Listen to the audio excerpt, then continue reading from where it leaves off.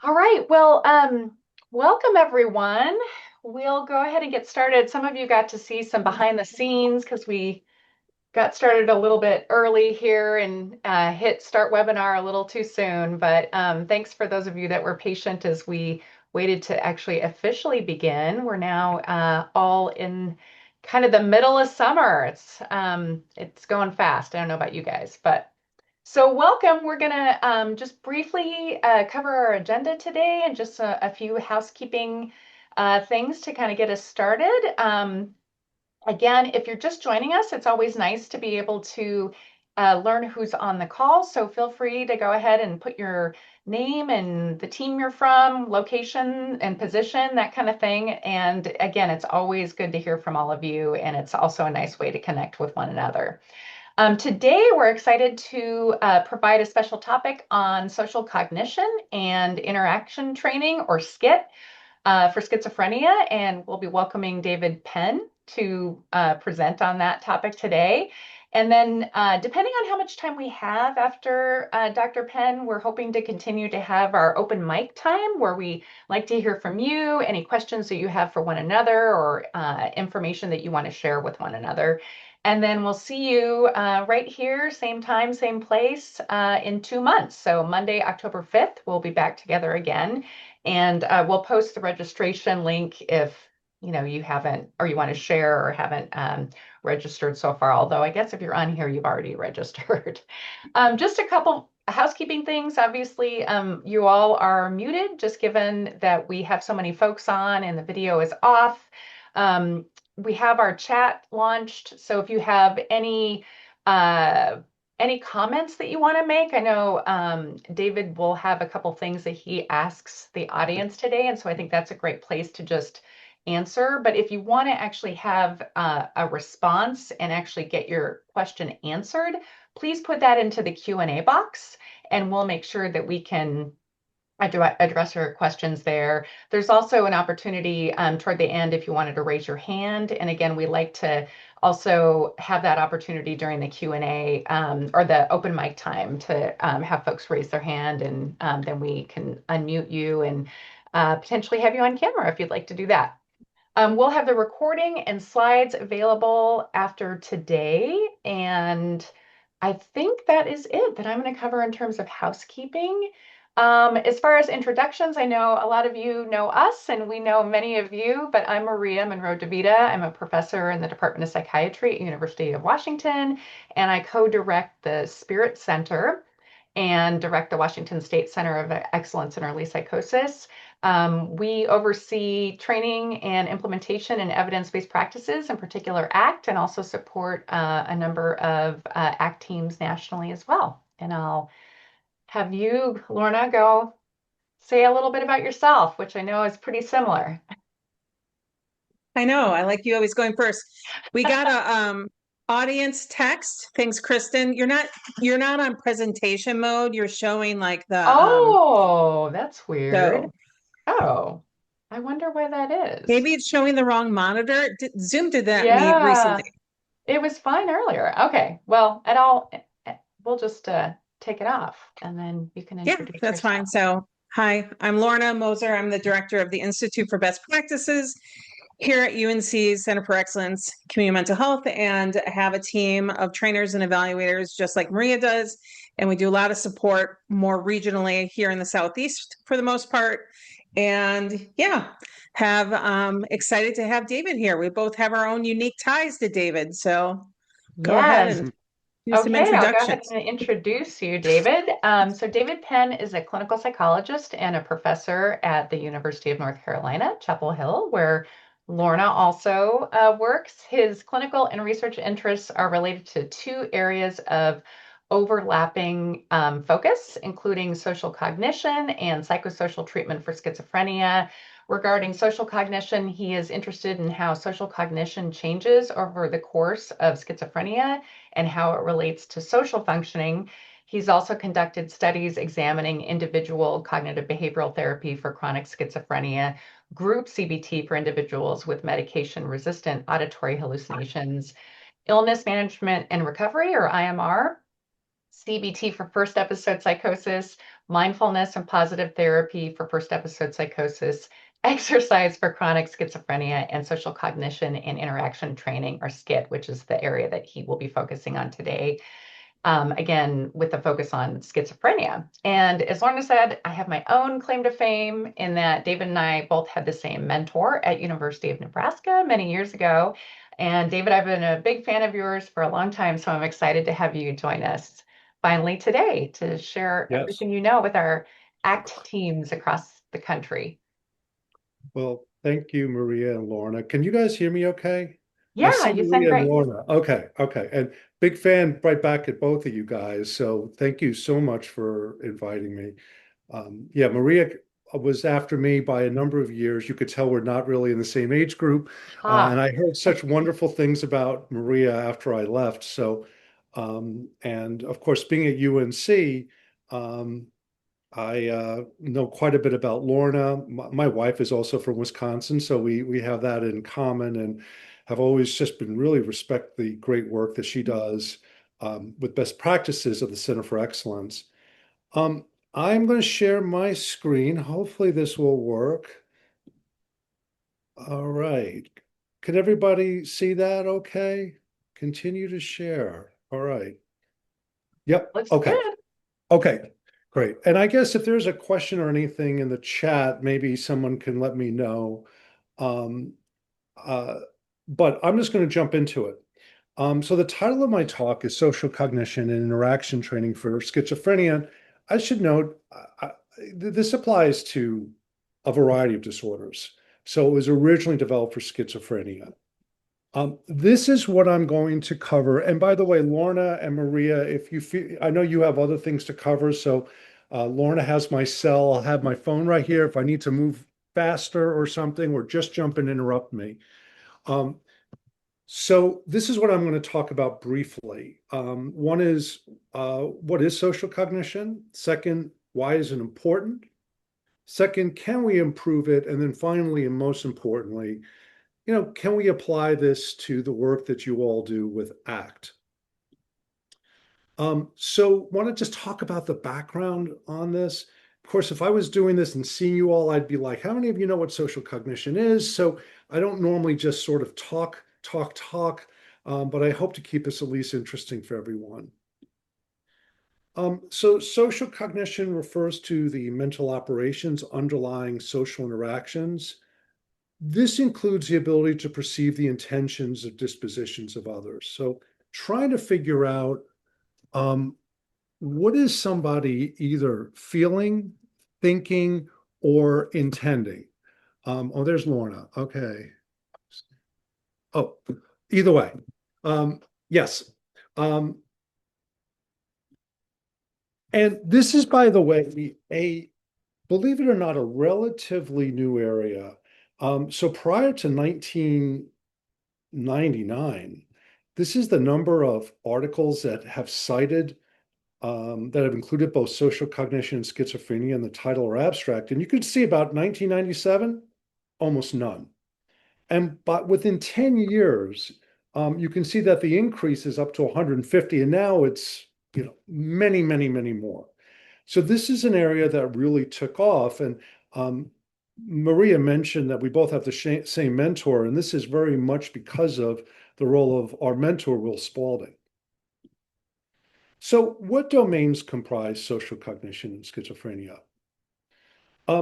There are considered four big domains. I'm going to ask you to think about examples in your clients. One is the ability to identify emotions that are being expressed by someone. The second is the ability to identify either emotions or themes in more complex social situations. Theory of mind is the ability to infer the mental states of others. And attribution style is really kind of the asking, why do people act a certain way? Or why do certain things happen? So looking at this gentleman here, what emotion would you say he's experiencing? Maybe you could put this in the chat. And am I able to see the chat? I don't know if I am or not. I'm going to stop the share for a second. Yeah, it depends on if you've got two screens. Oh, I don't. So Okay. chat. And we I can had keep an one. eye on it too, just Okay. FYI. So fear, anxiety, concern, confusion, worry. Excellent. Very good. Um, this one, actually, Maria or Lorna, maybe if you don't mind, maybe you can sort of mention what's going on in the chat. Yeah, Okay, absolutely. Yep. cool. Okay. Yeah, and I think with this one, this would probably be neutral to sad, but it's really hard because you don't have as many cues. Anybody want to say what they think is going on in this scene? This would be more related to social perception. Feel free to put it in the chat.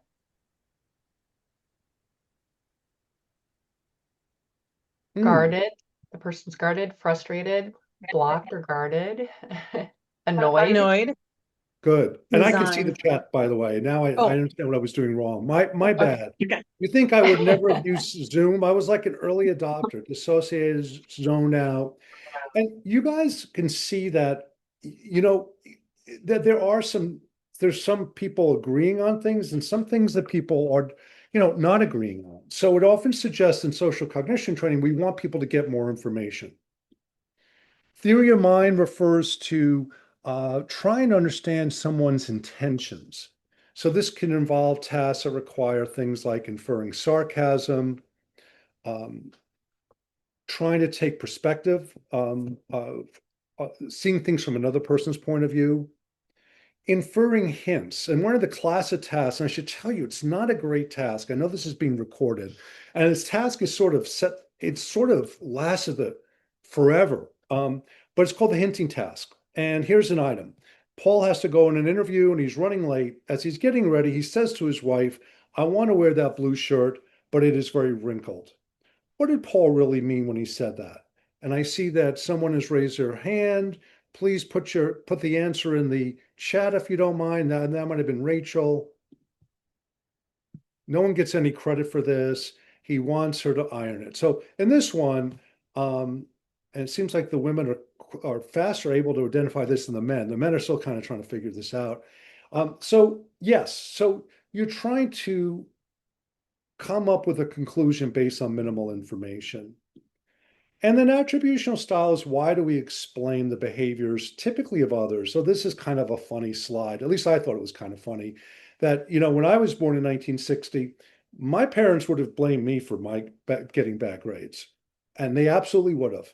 And maybe, 50 years later, it might be where the parents are now blaming the teacher. So the attribution is that the kid can't do it, but it has something to do with the teaching. And for those of you who have taught in the past, you might have noticed this sort of trend when you teach. I used to teach Psych 101, and it's interesting to see the attributions that students have about, why they may or may not be doing well in a given course.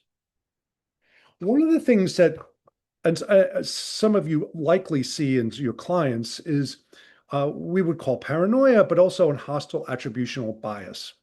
And this basically is a tendency to infer hostility where none exists. Interestingly, there was a psychologist over at Duke, Ken Dodge. He worked with children, and he really developed this model. And I literally went to lunch with him once, and we were talking about sort of applying this to schizophrenia. And what you find is when people are exposed to a situation, they often will personalize it. So if I'm looking at this guy, I might think, well, this guy's angry at me. But then people sometimes will correct.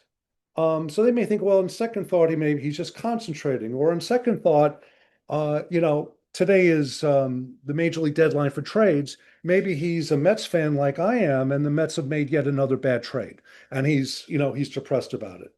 But what you often see with some people, often with some, what you sometimes see with folks is that some people have difficulty correcting it, especially people with paranoia.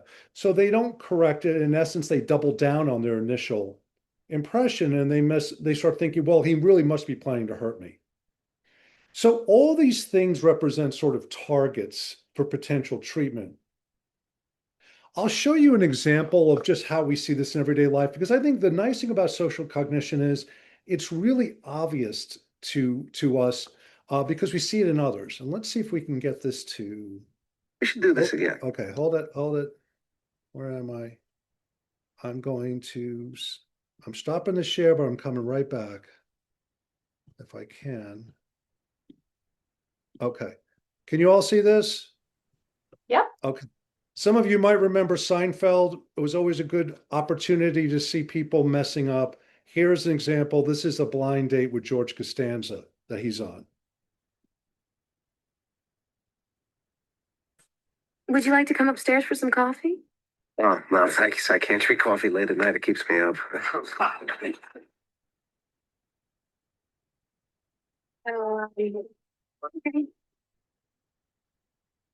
Okay.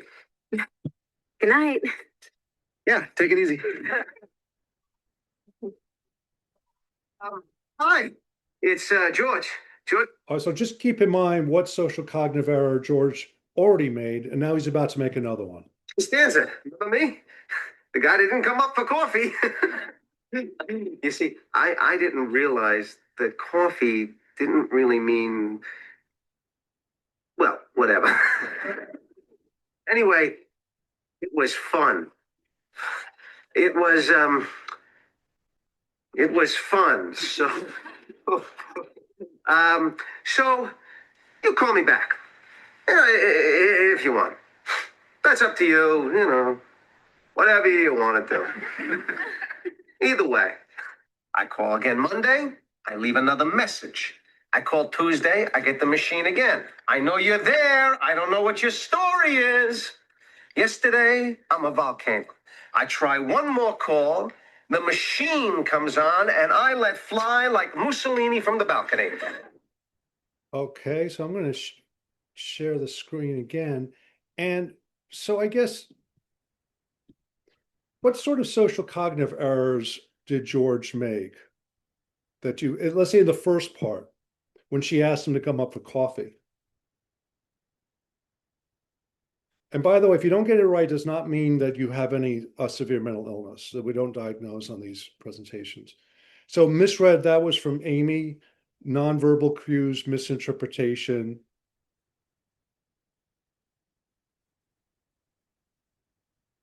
He couldn't read between the lines. Perfect. What about when he was leaving the voicemails? So, and by the way, that might be a little bit of problems with theory of mind.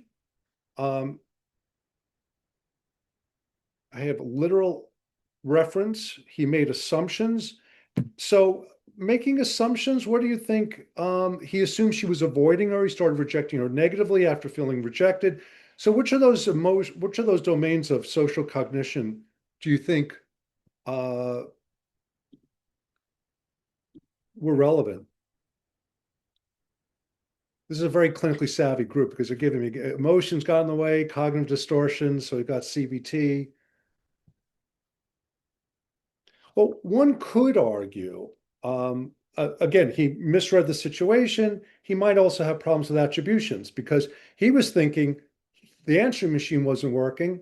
I mean, she wasn't responding, so she was ignoring him. If we kept playing it, you might remember that she was on vacation, so she wasn't able to pick up. I'll show you just a couple of seconds of one more, just to give you a little break. Oh, let me share again.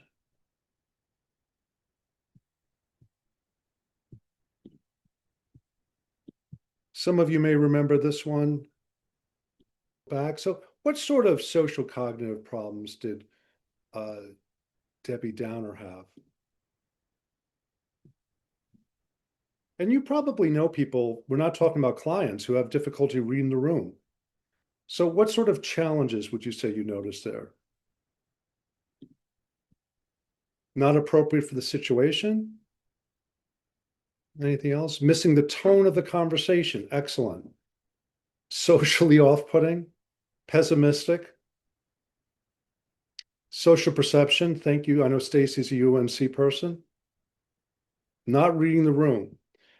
So we see these. One of the things is, as you can guess, we see these sort of things in people that we work with. People maybe in our family.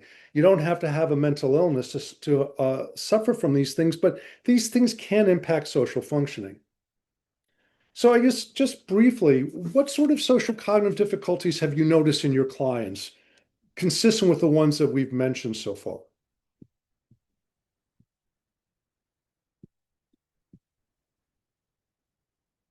social interaction,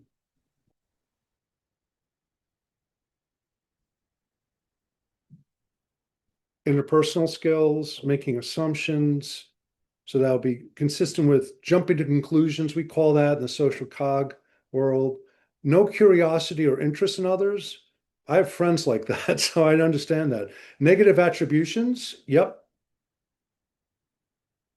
Trusting people, lack of awareness of environment and what's appropriate.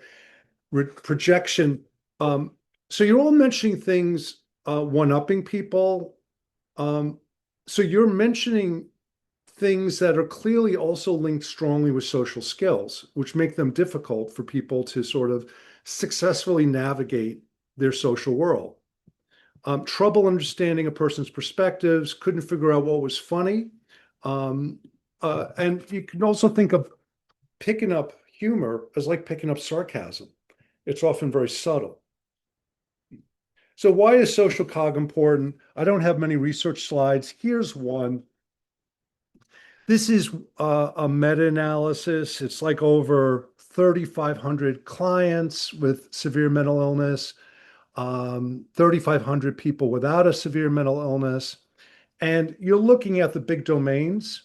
And what you can see here, and by the way, I'm sure Maria and Lauren have talked to you about this stuff, but the ES stands for effect size, and those are pretty whopping effect sizes. That means there's a big difference between people who have a severe mental illness and controls who don't in terms of emotion perception, social perception, or theory of mind. Now, this isn't like that exciting because, it's people with SMI often struggle with different things.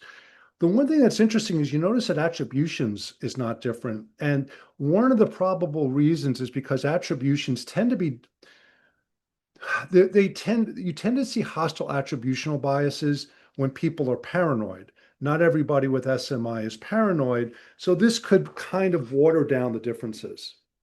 Here's something that you've all been talking about, which I imagine being on an ACT team, you're primarily interested in people's everyday living.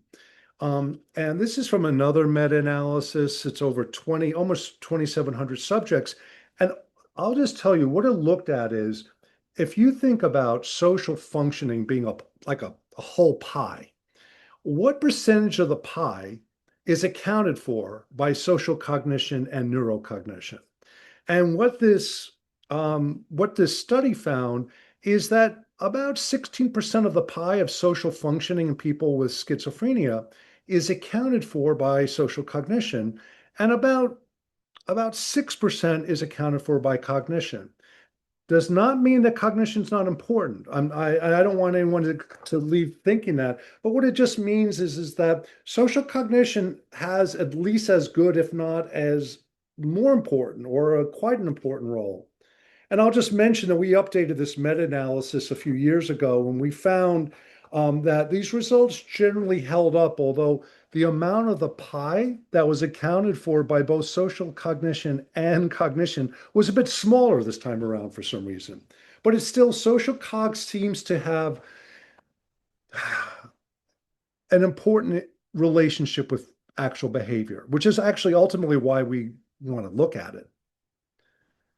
Can we improve it? I think Maria and Lorna probably know this guy. This is my former graduate student, Dave Roberts. I think this is when he was, I don't know why we're giving him a cake, but we gave him a cake for some reason. Dave was one of those grad students you get every, 10 years or so, and then you're really lucky to have him work with you in your lab. And Dave was working at Umstead State Hospital as a graduate student. Those of you in North Carolina are probably familiar with Umstead. And it used to be called now it's called Central Regional, pardon me. But it used to be called Umstead Hospital. And Dave was trying to do social skills training with people, which is a fantastic intervention. And he was noticing that even though people sometimes struggled, some of the clients were really getting things that were on shows like Friends and Seinfeld. Not all of them, but some were. So Dave was thinking, what if I was to actually incorporate reading social cues on these TV shows? with social skills training. And we did some pilot work, and Dave actually knew a guy, believe it or not, that worked for the New Yorker, and they actually were aware of this. So Dave was showing clips of Curb Your Enthusiasm to individuals, and it got a bit of a write-up in the New Yorker talking about this pilot work. Interestingly, Larry David, I don't think was that keen on us doing it, so we ended up making our own videos. Of course, not as funny or as interesting or humorous as Curb Your Enthusiasm, but when you think about those shows, a lot of the scenes involve misinterpretation of what's going on. Let me pause for 1 second and see, does anyone have any questions? We're going to talk about our intervention that came out of it, but just want to see if people have any questions or reactions. Because I'm actually going kind of fast and I don't want to just steamroll over folks here. There was a quick question in the Q&A. Maybe I could just quickly. So the question is, I'm curious if the same social cognition challenges in schizophrenia show up when the person is using text, email, or online, and are people studying this? Wow, that's a really good question. We typically, so I'll give you my impressions, and I don't know about the research of text, online, or email. I think that's a great question. My gut feeling is yes, that they still would do that.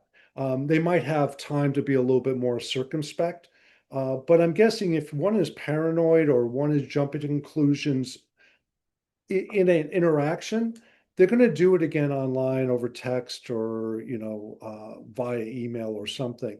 But there just might be some more opportunity to hold back. I know some people have a 24-hour rule in terms of responding to things, but I don't know if there's any research on that because we've typically looked at behavior interpersonal. So I think that's a fantastic question.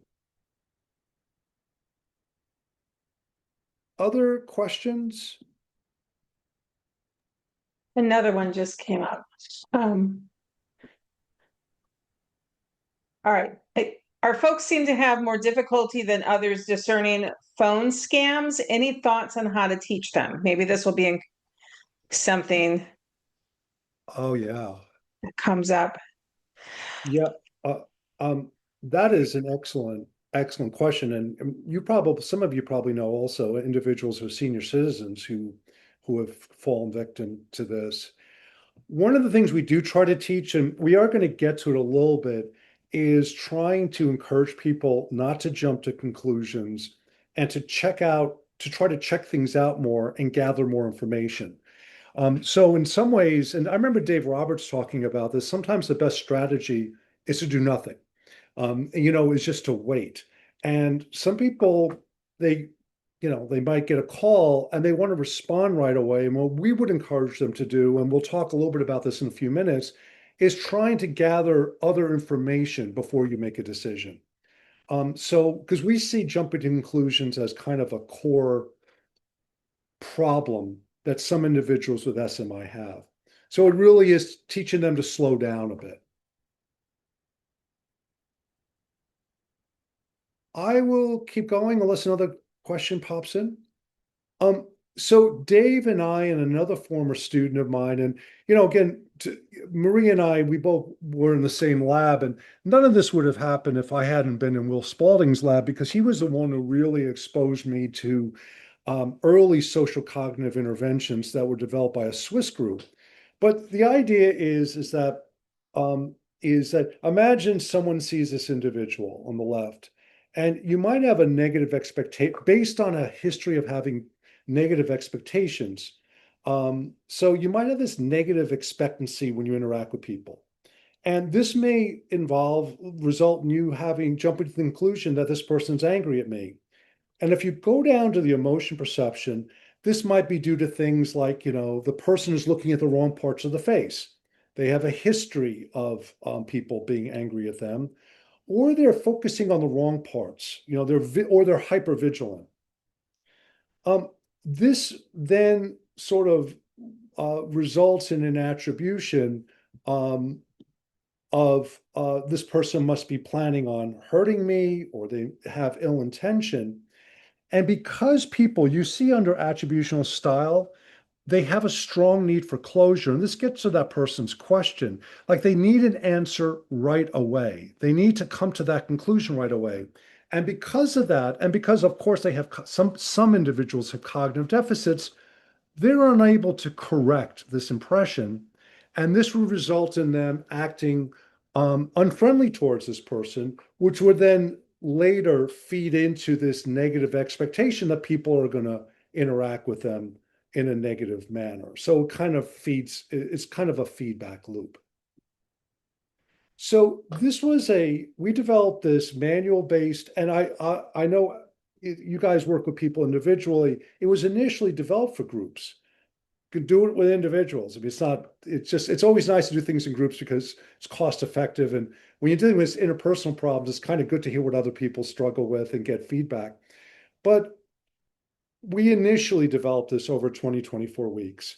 And there's 3 different phases, which I'm going to talk to you about, which is training and emotion perception, addressing theory of mind and attribution problems. Oh, I'm sorry. Thank you, Maria, for correcting me. Can also be done in groups. Fantastic. And also integration.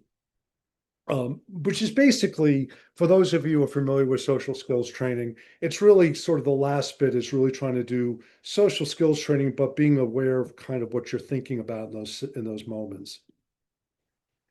So as I mentioned, it was initially developed to be done in groups. It can be done individually. There are people, I'm sure they're doing this, with you all are familiar since you had people talk to you about CBTP for psychosis. There are people doing SCIT now, VR versions of SCIT. So, people are doing this in different formats. It can be done once per week, but some people are implementing this more. And we, of course, encourage people to engage with individuals they can practice with.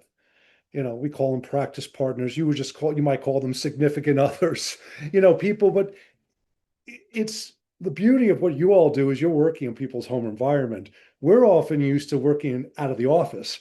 So we're always looking at how do we generalize it? And, having significant others, people practicing is for us one way to do it. So I just want to show you some of the tools. There is a manual. We publish the manual, but we have a website where you can actually get things available for free. The first phase is emotion perception training. So I'll ask you, I'm going to show you a person. And what we do is, if we do this in a group, we ask people to sort of think about what emotion clues do you see? What do you feel like when your face looks like this? So we may ask them to imitate the facial expressions just so they get that facial feedback. What is the best guess and how confident are you? Because we want people to realize if you're not confident, get more information. So take a look at it. For those of you who aren't good at this, you can imitate her facial expression.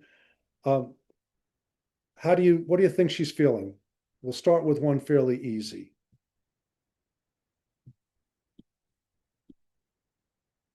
Joy, excited, joy, excellent. So we might ask folks, how confident are you? If you're not confident, what other information would you need? And she's happy. Okay, let's look at another person. Now, what we might do is say, like, if we're doing this in a group or you're doing this one-on-one, we might ask people, what are so someone might say, well, this person is feeling X, Y, Z. So we'll say, how do you know? What are the facial cues that are important? So what are the facial cues that are important? I know everyone's going right down. So anybody want to say what sort of facial cues are important? Excellent. Looks like a mugshot. Okay. Repulsed, furrowed brow. So we want to be trying to hold back tears, squinting of eyes. Fantastic. So we want to get people to be very behavioral because most of you can do this fairly easily. And then again, we'll say sad. Some individuals don't look at the right parts of the face. So what we try to do is have people look at key parts of the face. So you take a look at this guy, and there's going to be the same slide, but there's going to be a big triangle. So we might say, okay, based on this, look at his eyes, nose, and mouth, and what might he be feeling? And that's a hard one, sad. After we do a few of these, very good, Jessica. Mary, tired, very good. Exhausted. Okay, no projection. So we then try to make the triangles a little smaller.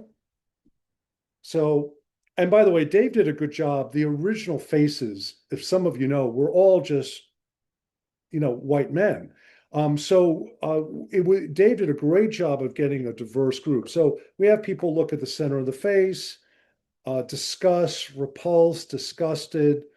What is the emotion? Disgust. And so these would be done not as like a drill and practice, but more like demonstrate and discuss. One last thing I'll show. So there's an easy one.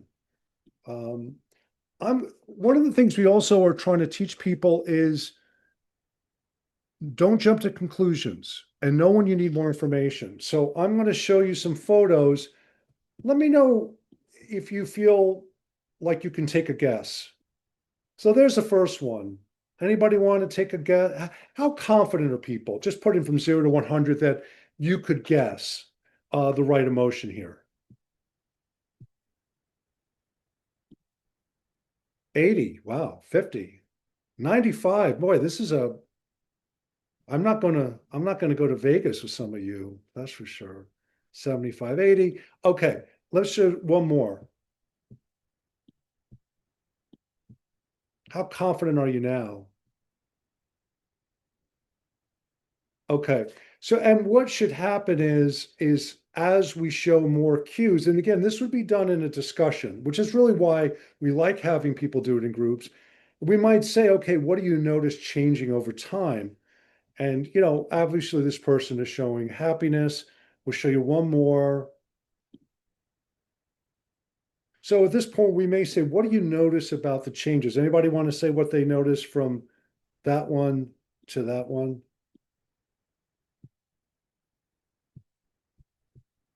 Furrowed brow, excellent. So head tilted forward, really good. Face constricting, jaw tension. And of course, it's hard to memorize these things that you're doing in real life, but it's just a way for people to at least maybe target specific things. In the second phase, we focus on attributions and jump into conclusions. I'm going to show you one more video. So Dave, again, came up, he actually worked with some actors and actresses in San Antonio. They're supposed to depict different social cognitive errors. So in this particular video, what I want you to do is just tell me, did someone jump to conclusion? And if so, how and what should be done about it? Now let's do this. I'm going to stop my share and do one more share.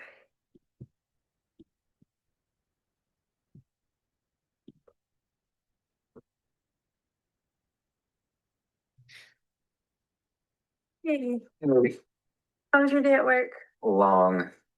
But at least it's over. Yeah. So, what did you want for dinner? I don't know. What were you thinking? I was thinking more like hamburgers with cheese and bacon. Sounds good. Hamburgers. Oh, well, that sounds a little too fatty right now. I was thinking about something lighter. Fat, like, what are you trying to say? I'm not trying to say anything. I'm just saying that I had a kind of a heavy lunch and I'm just looking for something light, like a wrap or a salad or something. Fat, it's like you're always saying I'm fat. Like, if I am fat, am I fat? Baby, no. I'm not saying anything about you. I'm just saying me personally. I'm just not feeling a hamburger right now. I had a heavy lunch and I just want something light. That's It's always fat, fat, fat. Like, every time I put a meal, you're saying it's fat. So, what do you... No, baby, it's nothing personal. No. No, you know what? Go make your own meal. Okay, so I'm going to share again. All right. So I guess the first question is, did anyone jump to conclusion?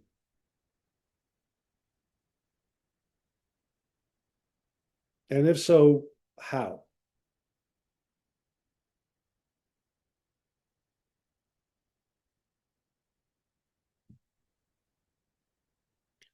Okay. But she jumped to a conclusion and she internalized, and of course, we're not privy to their previous conversations. He may have commented. What about, would you say, did he show any social cognitive errors? Whoops.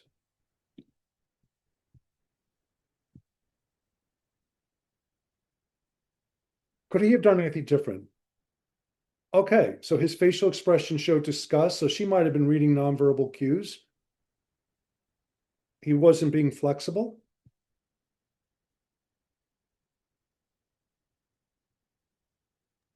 He said he could have eaten some lighter. And one thing is if they had had a conversation like this before, you think he would have maybe used a different term or terminology when talking to her. Um, so what we try to do is have people do a bit of a post-mortem on this, to just not to blame, but just to look at it from both ends and how this could have been different. I'm closing in on sort of the last bits of the intervention before I just talk a little bit about the research.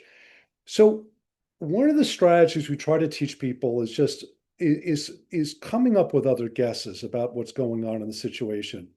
I imagine many of you are very familiar with CBT, and this is a little bit like, old wine in newer bottles. One of the challenges that some clients have is trying to remember things like cognitive distortions, emotion reasoning, all or nothing thinking. And one of the things that we thought about is that when people jump to conclusions, they're either blaming others, they're blaming oneself, or they're blaming some sort of the situation is being due to bad luck. So imagine you call a friend or you text a friend, but they don't text or call you back. And you might come to the conclusion that, she's mean, she's, not a good friend. You might blame yourself, that she doesn't contact you because you're just not very interesting. Or you might blame bad luck, that there's something wrong with her cell. One of the things that we thought that might make it an easy heuristic for people is to think about these different style in terms of characters. We often, like when we watch TV or movies, it's easy for us to relate to characters. I think came out of Dave's work with, Seinfeld and Curb Your Enthusiasm. So we thought, what if we came up with characters that depict these different styles? So you might have Blaming Bill, who blames others. I know this might sound, by the way, a little childish, but clients really like this, and so do clinicians. My Fault Mary blames herself. Easy Eddie blames bad luck or the situation. So we might show people a slide and say, this is Blaming Bill. He's always blaming other people. So he blames somebody even if it's not his fault. He always feels angry or suspicious. My Fault Mary is someone who always takes responsibility for things. So even if someone else messes up, she's always saying she's sorry. She's always taking responsibility for it. She often feels sad. She might have low self-esteem. And Easy Eddie's just like, stuff happens. It's no one's fault. It's just bad luck. And what we try to do is ask people when they're coming up with situations, are there sort of ways that they always approach it? Are they always Easy Eddie or Blaming Bill or My Fault Mary? Finally, what we try to do is have people look at either videos or photos or images, and we ask them to separate facts from guesses. So if you were looking at this photo, what would you say are facts about this particular scene? What would be some facts that you observe?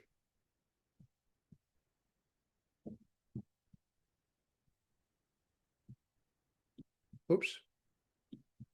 What are people saying? They're laughing, smiling, three people, three women having a conversation, engaged social gathering. friends. So I guess one question is of being friends a fact or, sorry, a fact or a guess? It's a guess, probably a guess. Um, uh, so, oh, there's a desk there. Excellent. So one of the things we try to do is say, okay, let's try to, roll up our sleeves and say, what are the facts? And how do we differentiate this from inferences we're making, which might be a guess? The last phase is typically done through role plays, like when we call it checking it out. And then to the question that was asked earlier about phone scams, what we'd want to have people do is go through the methodical process of gathering information, making more guesses, and then checking it out. So, for example, this actually was a real case that was happened, I think, at Dorothea Dix when we were doing some research there. So, fact is, this person's psychiatrist does not attend the team meetings. So we had them come up with guesses and how much they believed it from the different perspectives. So blaming Bill might say the doctor's negligent. My fault Mary might say the doctor doesn't like me. Easy Eddie says, well, maybe there's a scheduling conflict. Each of these correspond with different emotions. Again, somewhat old wine and somewhat new bottles. And the checking out actions are, if you're blaming Bill, you're going to complain to the nurse. You're going to take it personally. If you're my fault, Mary, yeah, maybe you'll write a letter, or maybe you won't do anything because you feel like it's all your fault. If you're easy, Eddie, perhaps you'd come up with a way to, help the doctor think about working around the scheduling error. So you might express your concern to the doctor. So before I talk a tad about research, let me see if there's any questions or reactions. I only have a few more slides left, but want to give folks a chance before we just jump into a little bit, and I say a little bit of data.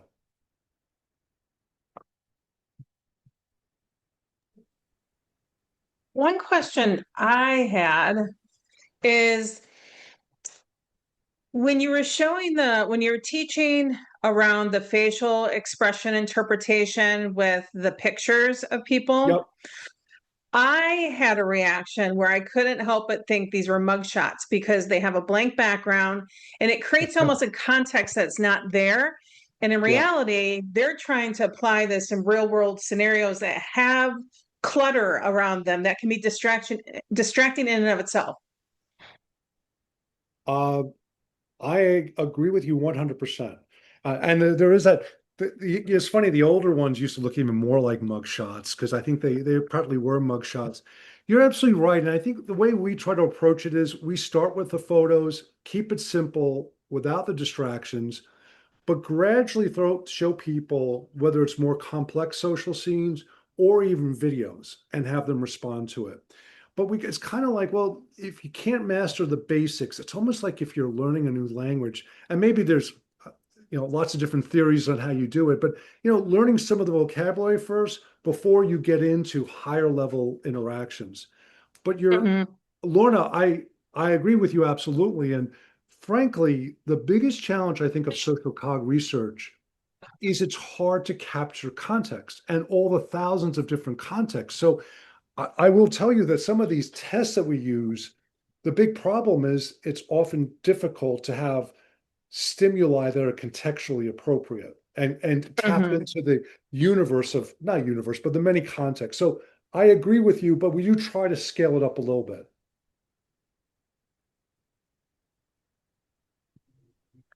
We have a question in the chat about the group curriculum and where it's available, David.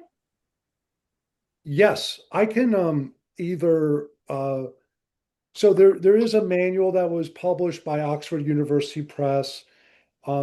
We encourage people to get training of like anything, this doesn't stop people from doing it.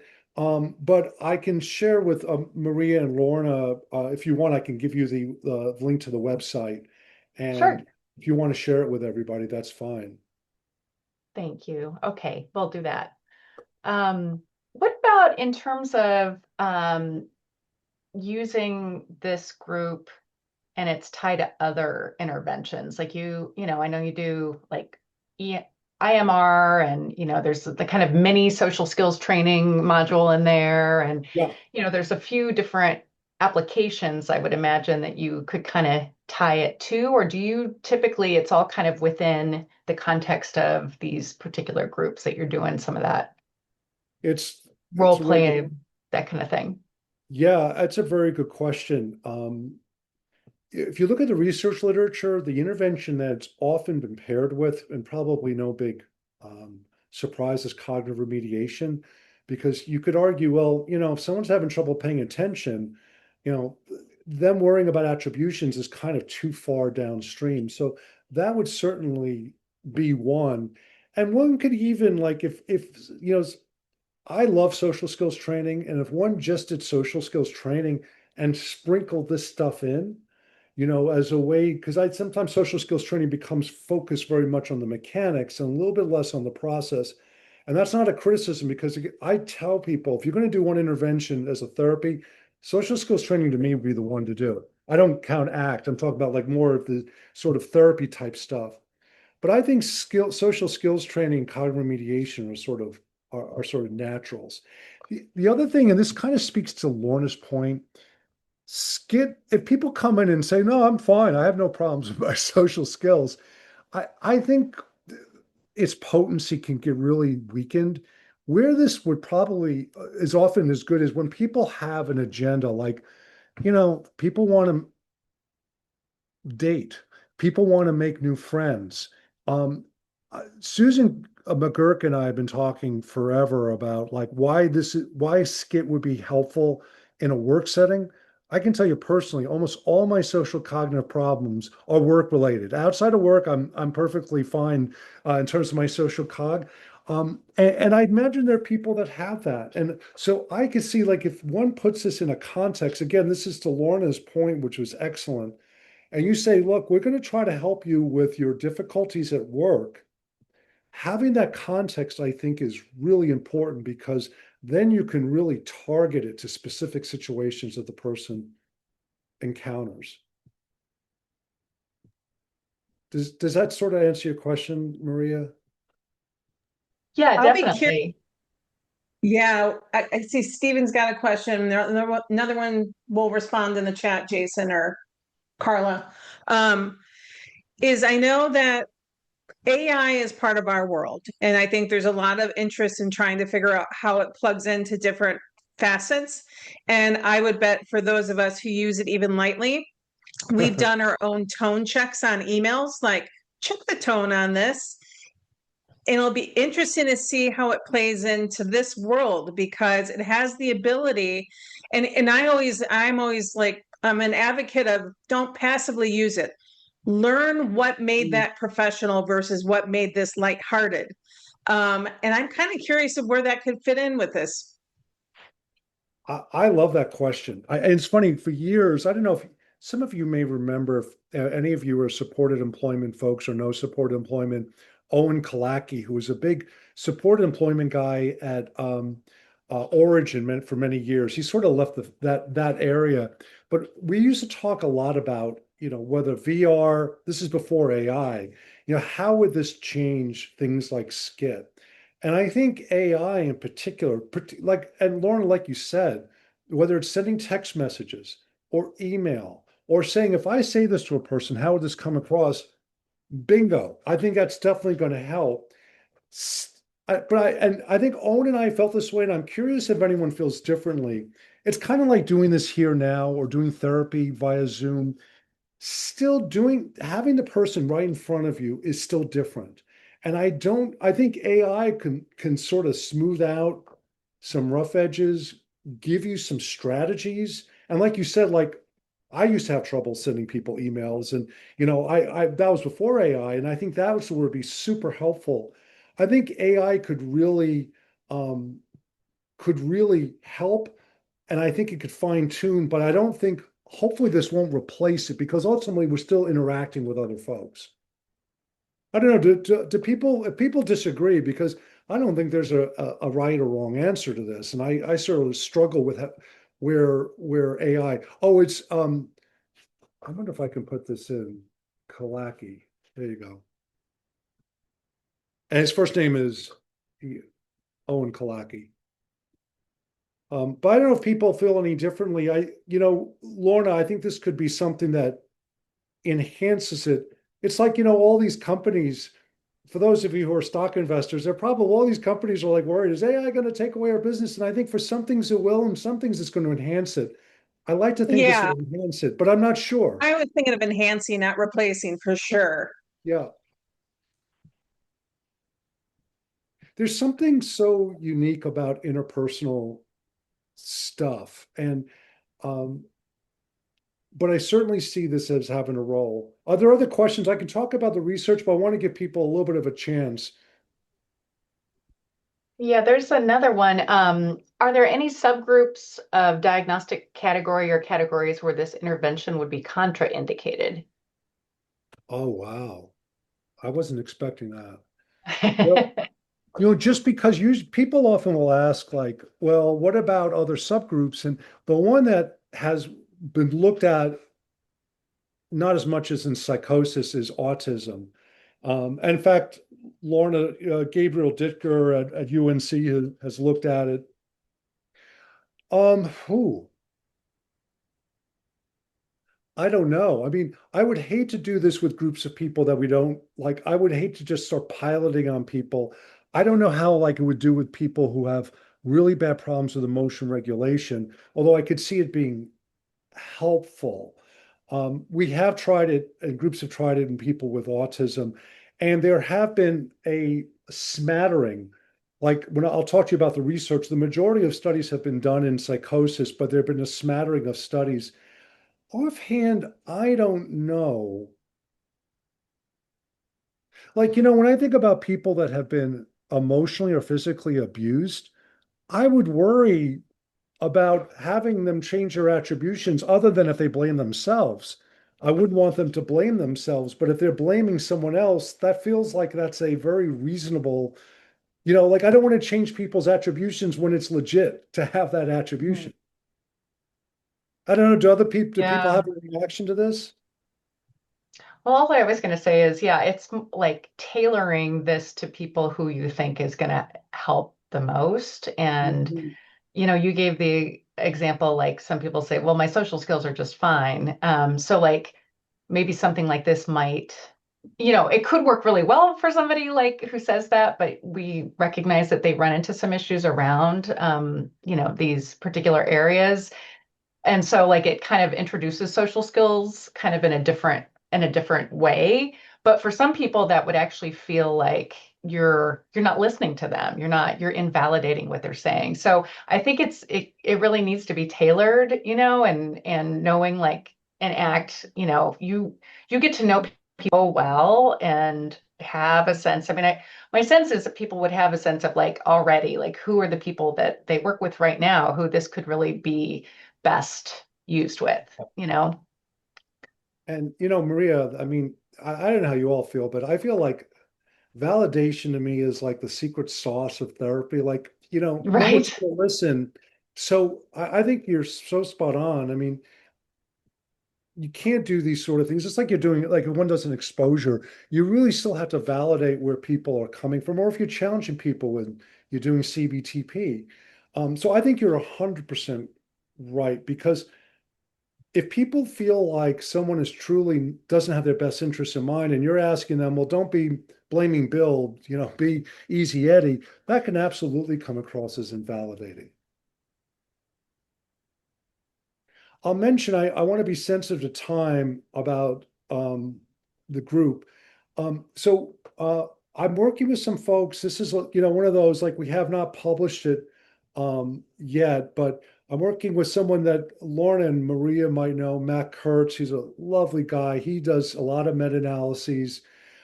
Two of my last undergrads, Rati Sayavasan and Hazel Wu, and Sydney James, who's a PhD student now at Georgia. So this is just looking at SCIT. There have been a number of meta-analyses that just looked at social cognition in general, just like cog remediation. This is based on about, depending on the outcome, about 22 to 24 studies. This is across all multiple psychiatric disorders. And as Lorna and Maria and any of you who are researchers here know, effect sizes of about over, 0.3, zero point 0.4 are pretty good.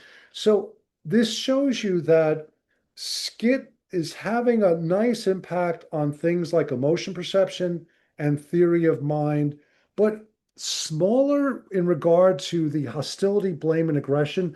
Those are measures of attribution. How much would you blame somebody? What's your hostile attribution bias? Um, and I just statistically, and I'm not as very good at stats, I can do like a correlation, but these three the attribution, this findings are also not very stable. So they tend to be driven more by a couple of studies are sort of driving that effect, if that makes sense. The other ones are pretty good. Now, I know you all are, you work with real people and real people problems.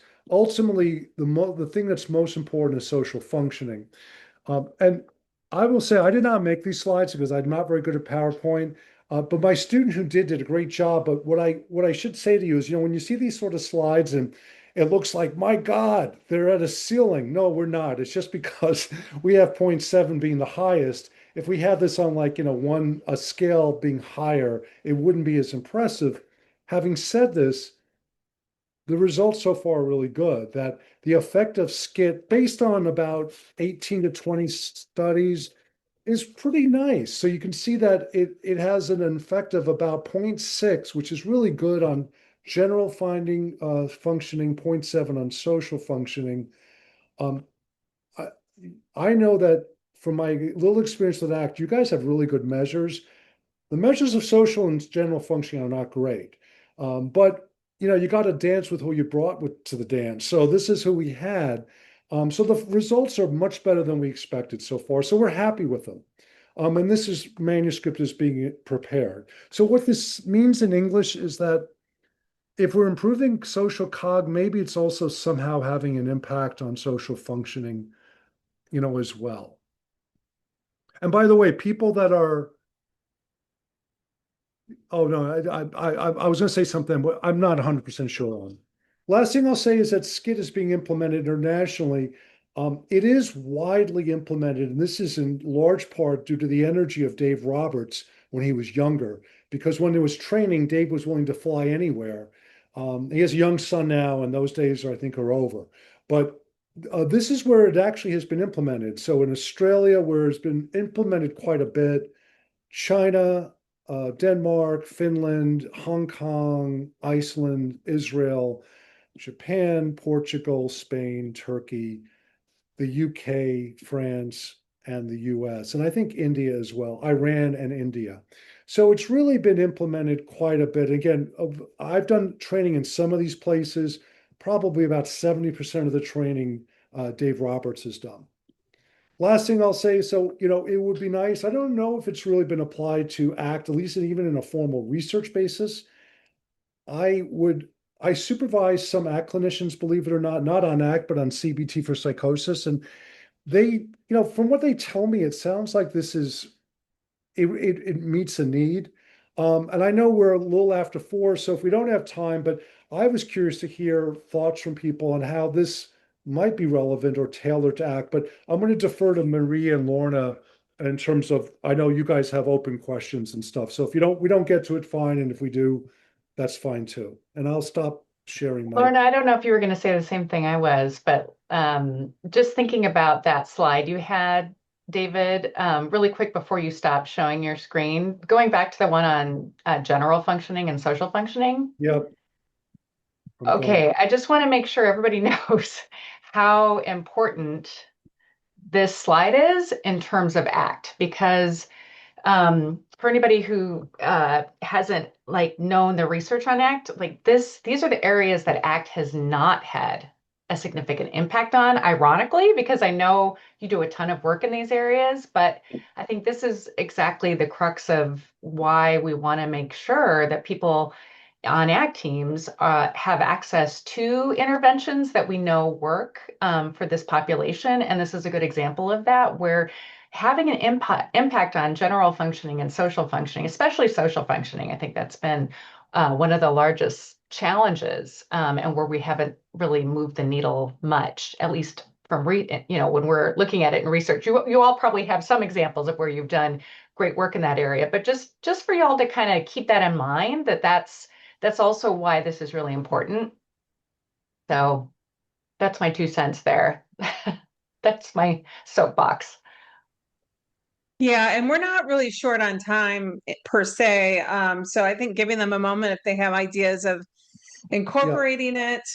And an important point that Maria just said, that this is an area that often is lacking.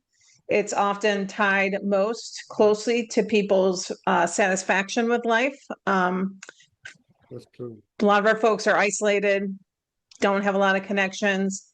And then we hear, well, we're their connection. Well, that's sad. We don't want to be their connection. We want them to have other people in their life that they enjoy, and being accepted in society. Some of this is about kind of the stigma that we're trying to address, and trying to help people improve their social skills is one way to try to help address stigma.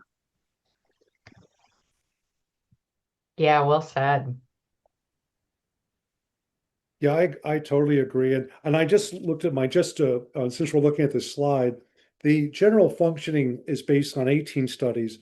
The social functioning is based on fewer. It's 11 studies. So, it's possible if I come back and talk to you in a couple of years and there's a lot more studies, this could change. But again, this is what we have so far. And this is exciting because ultimately, and I think I can speak for people that do cognitive mediation, the goal is to get people doing better socially. I mean, that's the end game, I think. Yeah.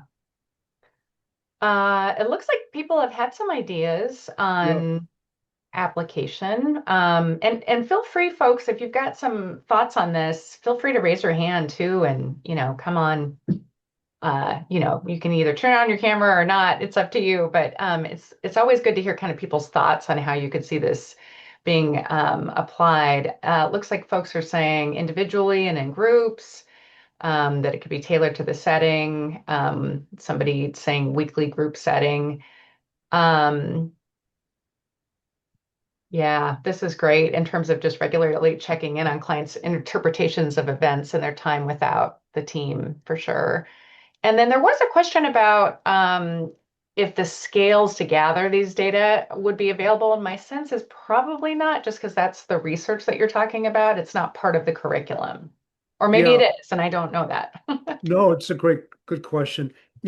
Most of them are publicly available. So yes, Mhm. and I can also send Maria and Lauren, I'll just have to dig it up, just links to the different measures, but they should be publicly available for Okay. people to use and stuff. Yeah, that'd be great. Yeah, and I'm just looking at people's responses about socialization group and the police, and yeah, I mean, I think there's certainly, and I guess if you have people that also are working on a targeted thing. I mean, someone mentioned loneliness and whether or dating or work. I think you get a lot of bang for your buck because there's a lot of consistency in the sort of Yeah. situations. And so yeah, and I talked to Lauren a little bit about the potential of trying to work with ACT teams, and I just think there's if these are the sort of issues, it has potential, I think. Yeah. I was thinking how, unlike research, we have tons of measures in terms of impact if we do these interventions on our own. And quite frankly, it ties back to the topic of person-centered planning. When you Yeah. set up an objective, if somebody, say, feels left out, awkward, doesn't have self-esteem, and it's tied to social cognition and some what's the word I'm looking for? Them not feeling comfortable going out. Say there's a local coffee shop they love to hang out, but they feel like they always are, somebody's mad at them or they're making somebody Yep. feel uncomfortable. Well, that's your objective. It becomes you're doing the skit, and the measure Yep. of success is that after 6 months of participation, Joe enjoys hanging out at the coffee shop. Like him going and enjoying the social event is your measure showing that this intervention worked. Absolutely. So it's about tying these things. Measures are objectives. You just got to be thoughtful about how you capture it to matter for Joe that this worked. Yes. And that's the most important outcome. I mean, it's of course Right. it's always nice to have the kind of the lab-based ones, which I think are really interesting, but ultimately, yeah, that's what we want to be.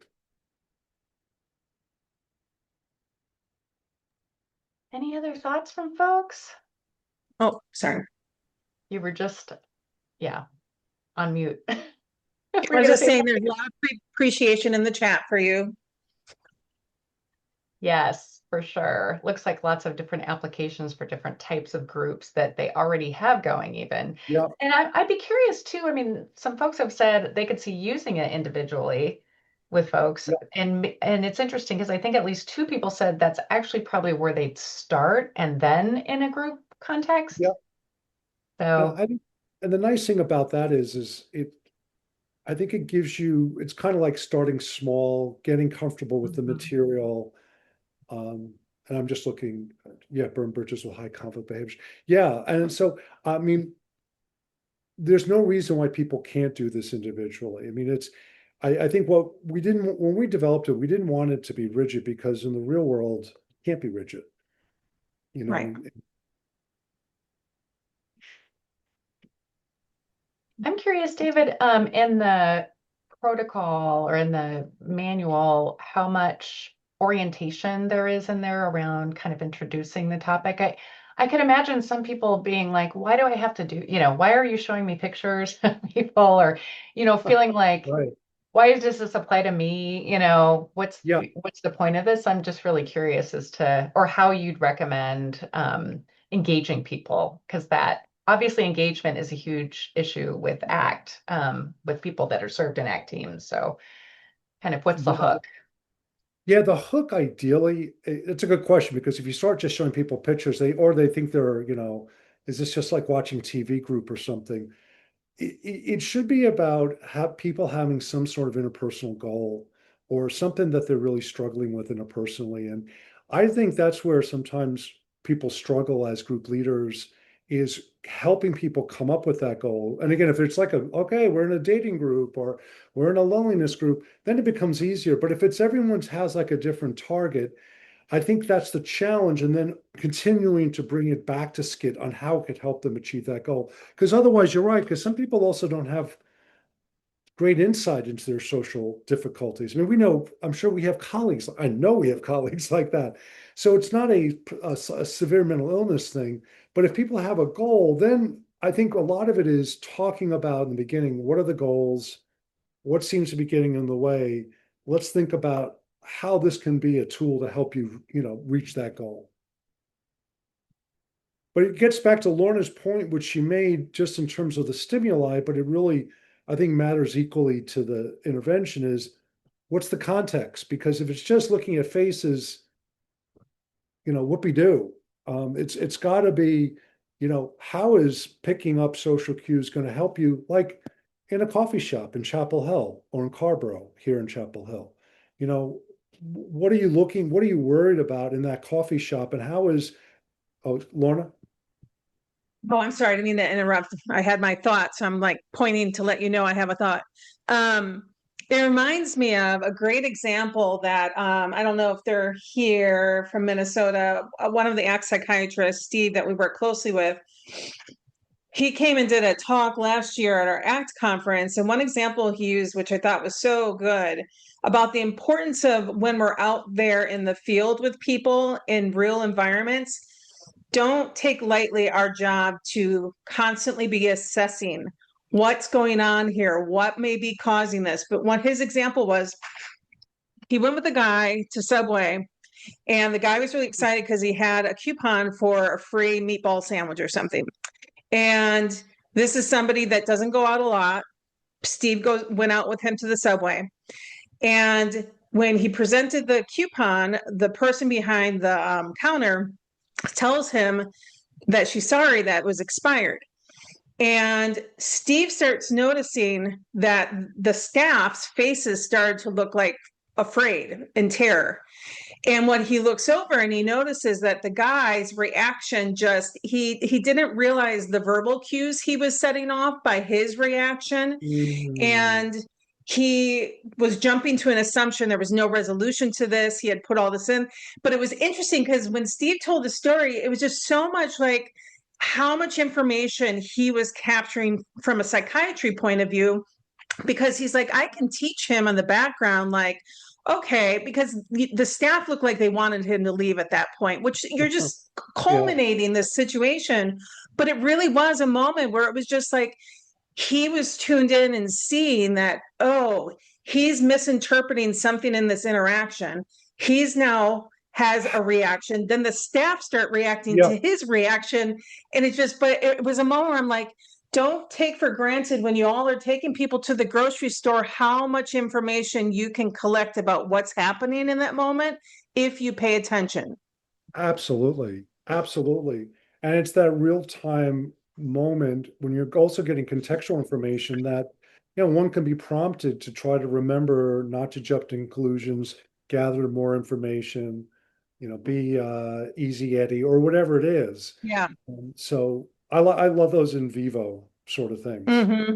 Yeah, it's interesting too, because what you described is a bit of what they thought was the case, which was a misinterpretation or misperception, is actually what then happened, right? So like that you potentially create an environment and a response that you originally wasn't true, but then because of how you responded, then the other person did respond the way that you thought that, they would. So it kind of, so just, I think it's not just about, being able to kind of see what's happening in the other person, but how are you responding, and then it's an opportunity for that validation, because yes, that did, you could see that they maybe did look scared, or maybe they even said like, I want you to leave right now, but like what contributed to that, that it's this kind of dynamic.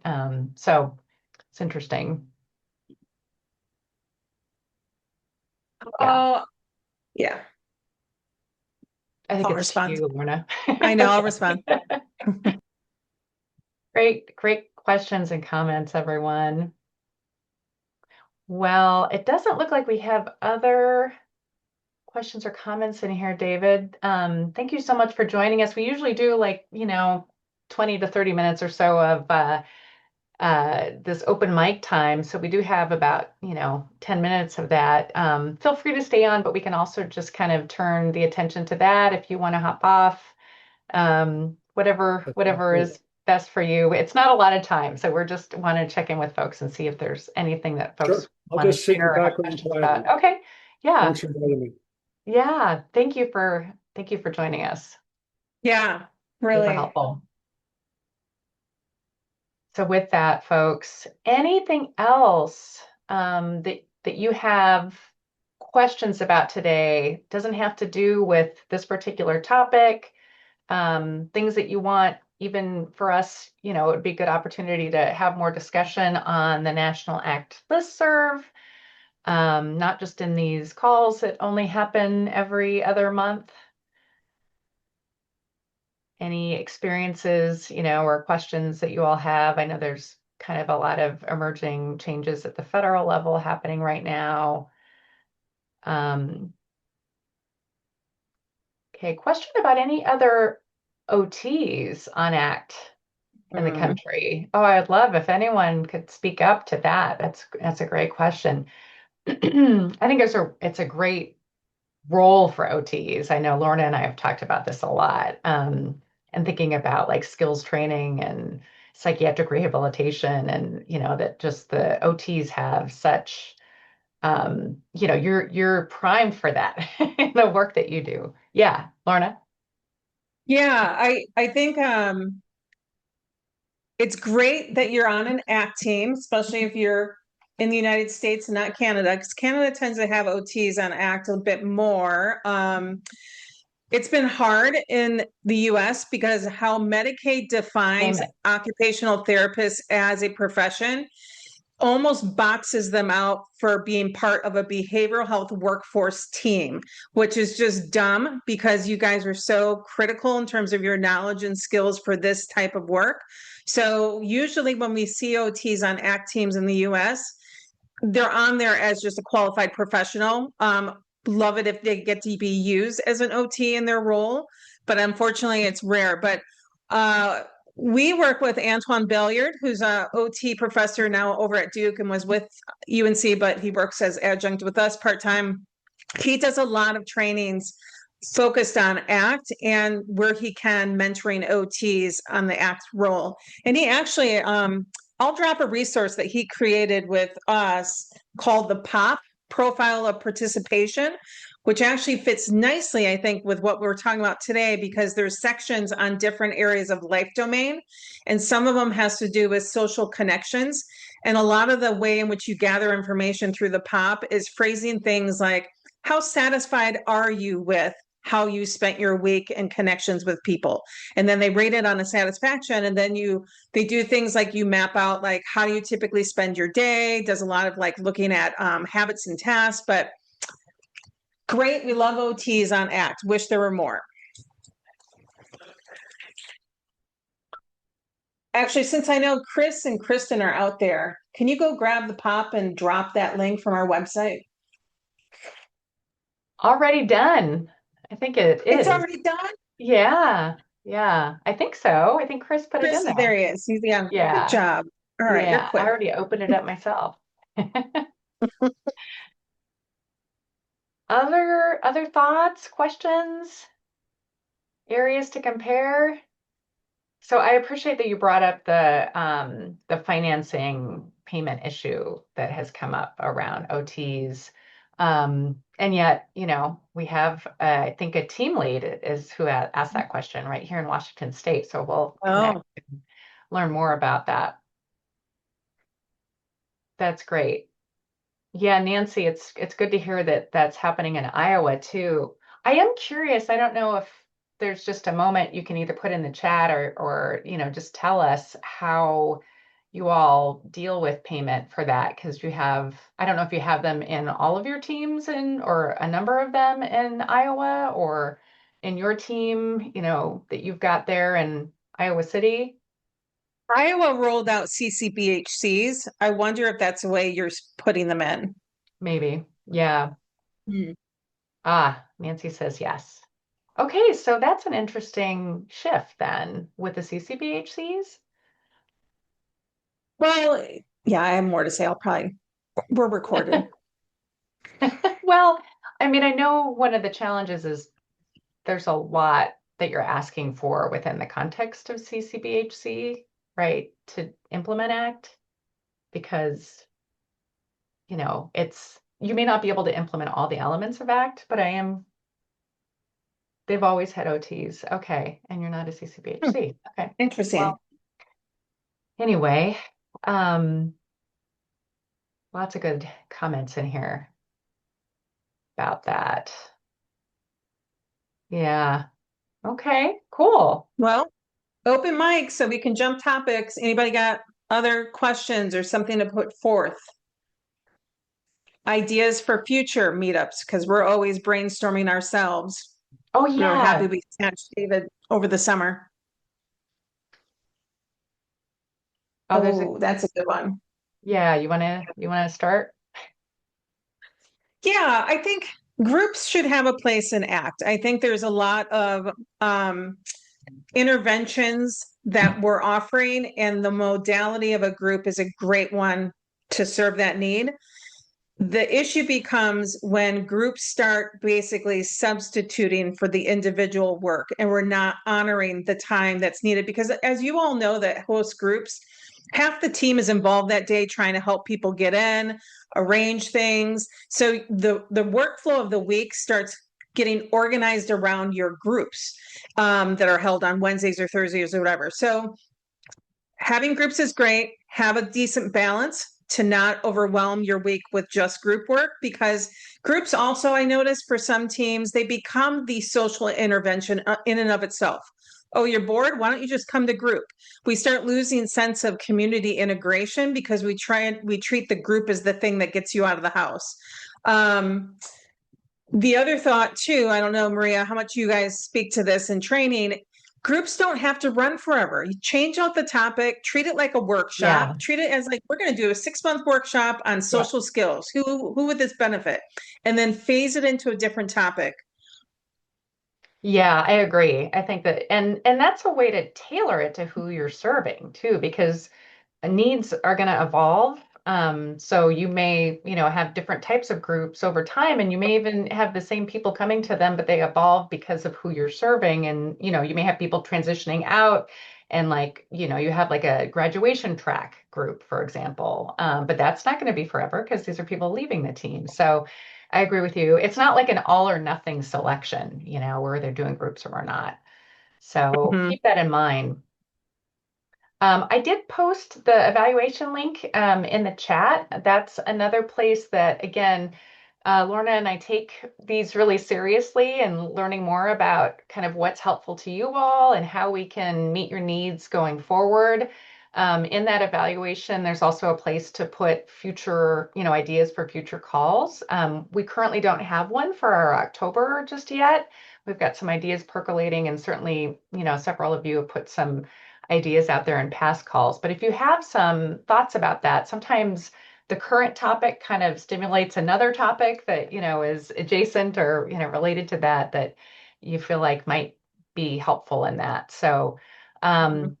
the other thing too, just to be thinking about is it doesn't have to be a presentation or like a mini training. It could also be a panel. We've had some great success with some of these panels that we've pulled together. The last one that we did was just a couple months ago, right? With the peer specialists, Mhm. peer support specialists on ACT teams. And that was wonderful. We got great feedback on that. So thinking about other roles or topics that would be nice to do a panel on. So keep your feedback coming. So the question about being concerned about HIPAA HIPAA. within the context of groups, this has come up recently in another place for me. It really has never been brought up in terms of a formality other than making sure people understand they're coming to a group, and other people getting services are going to be part of that, and respecting, how many ACT team group rooms I see where you have the rules of the group up on the wall to remind people to respect privacy, be considerate about sharing. Um, the one thing I would add, I think, to the group, so I think I've seen teams navigate that in an informal way. ACT clients are coming in all the time, seeing other people getting services. And I mean, it's just the way of the work. You're being exposed to other people who are also getting services through ACT. Um, the one thing I would say, though, is that be mindful of not bringing up information you learned from an individual session and you introducing it into that group, because that person didn't consent to everything that's going on in the background showing up in the context of that group, if that makes sense. Right. And same thing with the group. You may have said this, but like for people to know not to take out what they learn from about other people outside the group. Yeah. Yeah. Well, y'all, thank you so much for joining us today. We're at the 30-minute mark here. So we'll go ahead and end today. But again, feel free to join us in a couple of months on October 5th, I believe it is, Monday, October 5th. And have a great fall in the meantime. Thanks for joining us. Take care, everyone. Bye. Bye.